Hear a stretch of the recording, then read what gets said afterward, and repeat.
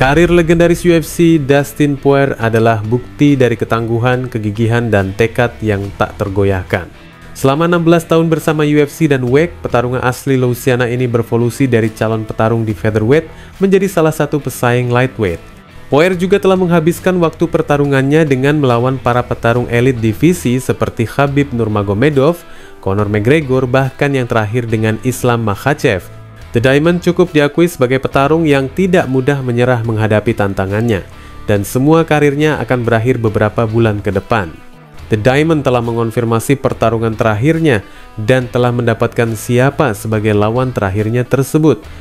Mantan juara interim lightweight ini tengah mempersiapkan pertarungan pamungkas di acara UFC 318 yang akan digelar pada tanggal 19 Juli mendatang di New Orleans.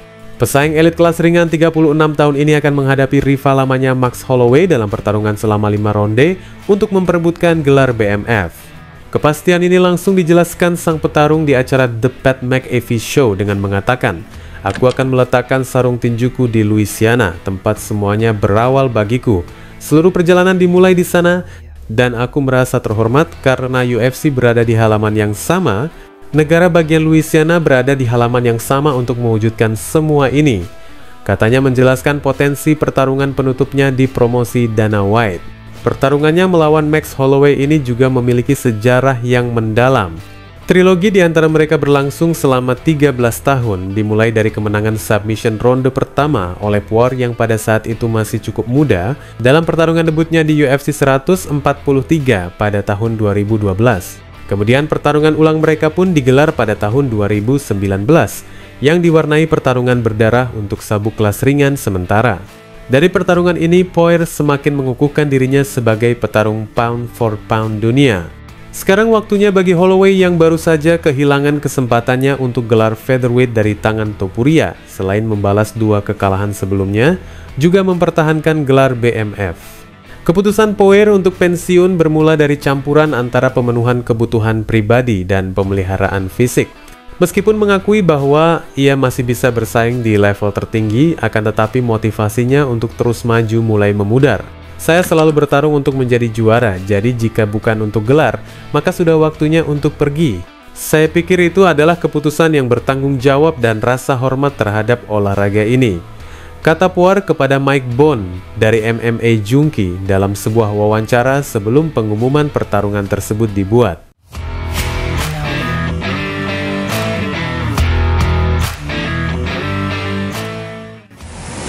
Promosi baru saja merilis beberapa informasi tentang pertarungan di tahun ini. Dan di antara pengumuman tersebut terdapat nama Kamaru Usman, sang mantan juara divisi kelas welter yang belakangan terlihat semakin tak mampu bangkit mempertahankan performa di saat masa kejayaannya. Mantan juara yang saat ini tercatat memiliki rekor 20 kemenangan dan 4 kali kalah akan dihadapkan melawan Joaquin Buckley. Pertarungan ini merupakan penantiannya setelah di pertarungan terakhirnya bentrok di kelas menengah melawan Khamzat Chimaev pada tahun 2023 lalu. Selain itu, setelah kemenangan terakhirnya melawan Colby Covington pada tahun 2021, Usman harus meraih kemenangan di pertarungannya bulan Juli mendatang. Pasalnya, The Nigerian Nightmare telah mengoleksi 3 kekalahan beruntun, dan jika saja Buckley juga mampu menambah rekor buruknya ini, Usman diyakini tidak akan terlihat lagi berdansa di oktagon. Di sisi lain, ini merupakan pertarungan besar bagi Buckley. Memulai debutnya di kelas menengah pada tahun 2019, Buckley akhirnya kembali ke kelas welter setelah mengalami 2 kekalahan beruntun dari Nasruddin Imavov dan Chris Curtis. Meski demikian, Buckley pernah tercatat sebagai petarung yang mencatatkan 6 kali kemenangan lewat KO secara beruntun. Selain itu juga Buckley juga sempat menyapu bersih nama-nama seperti Vicente Luque dan Stephen Thompson sebelum penampilan terbarunya dengan kemenangan TKO atas Colby Covington pada bulan Desember akhir tahun lalu.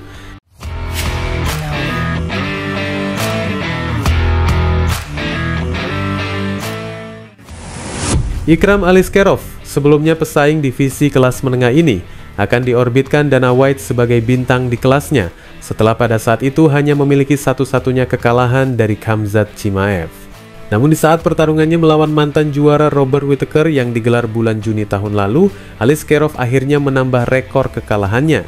Tentunya kekecewaan ini datang dari Dana White hingga nyaris 1 tahun lamanya Alice Croft baru memulai pertarungannya kembali.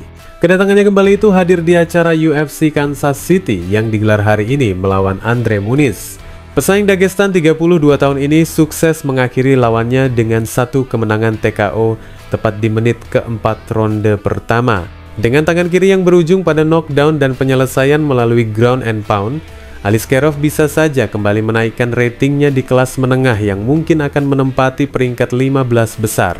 1 kemenangannya ini bisa dikatakan spesial dan dengan dalam waktu yang singkat untuk menempatkan namanya di daftar peringkat tersebut. Alice Croft menegaskan keyakinannya di saat wawancara oktagonnya setelah kemenangannya yang mengesankan dengan mengatakan, "Hampir 10 bulan saya tidak bertanding, tetapi UFC memberi saya kesempatan besar melawan Whittaker dan saya ingin mengucapkan terima kasih. Tolong beri saya 1 kali lagi seseorang di peringkat 10 besar, saya akan menunjukkan apa yang bisa saya lakukan. Tahun ini pun tidak masalah. Musim panas atau musim dingin, tolong beri saya orang terbaik," katanya bersemangat setelah kemenangannya tersebut. Meski demikian, dengan usia yang mulai beranjak sedikit menua, Alice Croft tampaknya harus lebih meningkatkan lagi kemampuannya. Setelah 1 peluang yang diberikan promosi melawan Whittaker malah menjadi bencana di saat mantan juara itu menyudutkannya dengan tidak berdaya.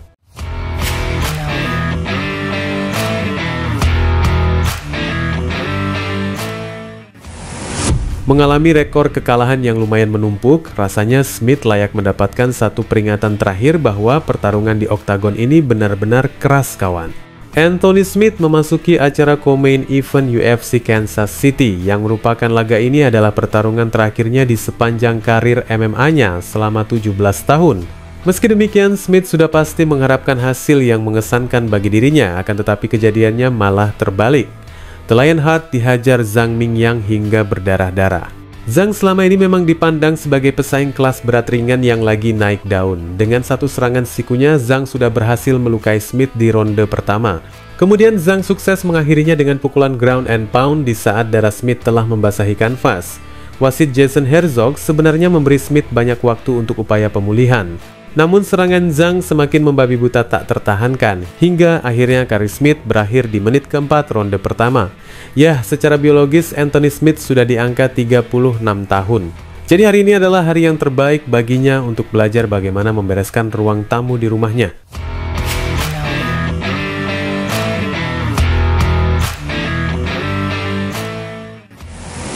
Pesaing elit di kelas welter yang berasal dari Irlandia, Ian Garry, akhirnya kembali meraih kemenangannya atas Carlos Prates. Pertarungan ini merupakan kartu utama di UFC Kansas City, namun sayangnya kemenangan main card ini hanya berakhir kemenangan keputusan mutlak bagi Garry, 48, 47 dikali 2, dan 49-46.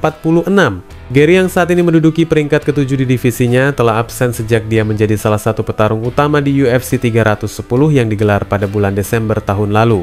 Dia menderita kekalahan keputusan dari pesaing elit lainnya Shavkat Rakhmonov.